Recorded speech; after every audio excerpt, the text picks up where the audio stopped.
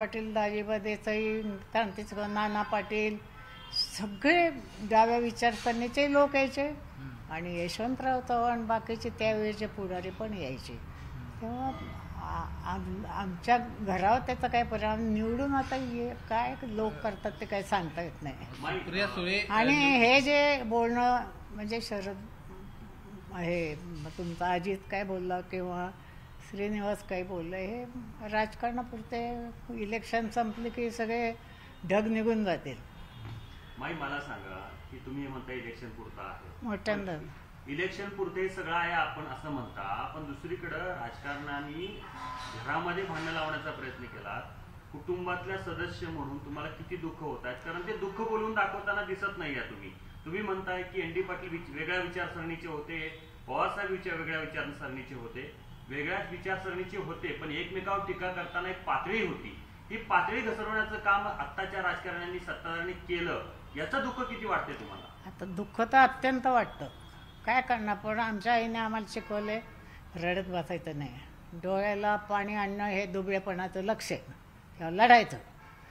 वाईट प्रचंड वाटतं, कारण आम्ही फार सुवर्ण काळ आम्ही बघितलेली माणसं होतात जुनी, आणि कसा तोल सुटतो मला काही कळत नाही. पण या BJPचा रोग सगळा शरद पवार होणार आहे.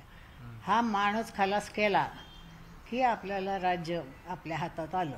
म्हणून ते आंब्याच्या झाडाला जसं दगडं मारतात लोक, तसं ते शरद पवारवर दगडं मारतात. आणि अजितचा जे तोल थोडासा सुटला असेल, पण त्याने तर दुःख झालेले आहे. तुमचा अजित चुकला याच्याबद्दल त्याच्याशी काय बोलणं झालं का, किंवा त्यांच्याशी काय बोलणं झालं का? अजित चुकला तुमचा, त्याच्या संदर्भात काही बोलणं झालं का? काही आत्या म्हणून त्यांच्या नाही, अजित चुकला असेल नसेल ते काही मला कळत नाही. पण शरदच्या विषयी जी काही भाषा आली त्याच्या तोंडून ते बोलता बोलता झालं असेल. त्याच्या मनात तसं काही नाही नसेल, कारण तो संवेदनाशील आहे. आम्ही त्याला लहानपणापासून ओळखतो. कदाचित त्याला आता पश्चातापही झाला असेल, पण दुःख नाही, निश्चित झालं दुःख. अजित पवार सारखे प्रगल्भ नेते आहेत, महाराष्ट्राचं उपमुख्यमंत्रीपद भूषवलं, राष्ट्रवादीतला एक मोठा नेता म्हणून त्यांच्याकडे पाहिलं गेलं. खरं तर तशा प्रकारचा तोल त्यांच्याकडून जाऊ शकतो का? परंतु मी लहानपणापासून त्यांना बघता, कुणाची तर तोंडची वाक्य असं आहेत असं वाटते तुम्हाला? नको काय गरज नाही. सुप्रिया सुळे आणि सुनेत्रा पवार या एकाच घरातील आता दोन उमेदवार असणार. तुम्हाला काय वाटतं की कोण विजयी होईल?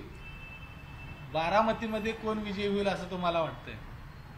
मी आता शिक्षक आहे, त्यामुळे मी तुलना करताना माझं दोघींवरही वैयक्तिक प्रचंड प्रेम आहे.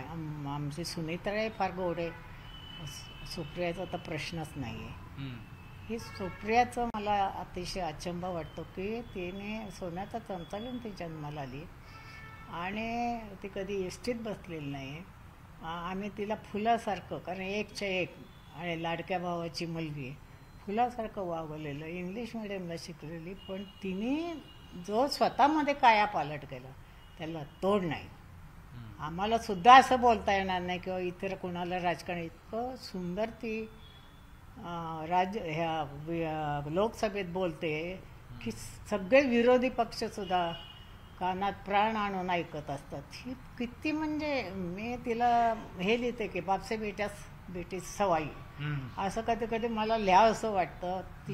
तिचा अभ्यास प्रचंड आहे, तिने फार प्रगती केली आहे. मराठी नीट बोलता येत नव्हतं, तिची इंग्लिश शब्द मध्ये मध्ये यायची, ते तिने सुधारवली. हिंदी भाषा उत्तम बोलते, अनेकांना इंग्लिश बोलता येते इंग्लिश मिडियमच्या, तर मला चांगलं हिंदी बोलताना मला येणार नाही.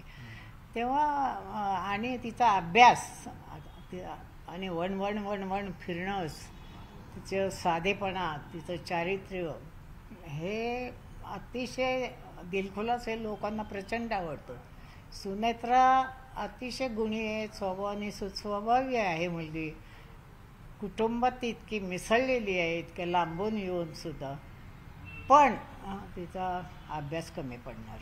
आणि ते जर लोकांनी जाणलं की त्यांना अभ्यासू नेता लोकसभेत पाठवायचा असेल तर ते सुप्रियाला मतं देणार. शाणे लोक तरी. बाकीच आता मला काही सांगता येत नाही काय होईल, कारण त्यांच्याकडे प्रचंड पैसा आहे. पैशाच्या जोरावर काही करू शकतात ना. BJPकडे फार पैसा आहे. तर पण हे सगळं लोक वाद घालतात ना, ते चुकीचं आहे. आमच्या कुटुंबाला तडा जाणार नाही एवढं मला माहिती आहे. मग तुम्ही म्हणताय की राजकीय ढग आहे, निघून जातील, पण लोकांनी काय करावं, कोणाच्या बाजूने उभं राहावं, शरद तर पवारांच्या बाजूने की अजितदादांच्या बाजूने? लोकांनी ठरवावं ना. शरद पवारांचं काम आणि अजित पवारांचं काम. अजितचा कामाचा धडा काय हो, पण पाया कोणी घातलाय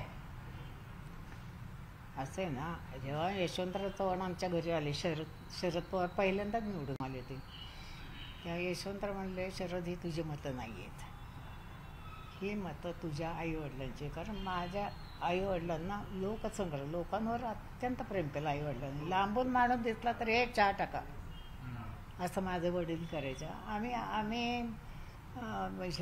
लोकांचं आम्हाला प्रेम प्रचंड. आता माझ्या घरी सुद्धा रोजचे 25 लोक येतात.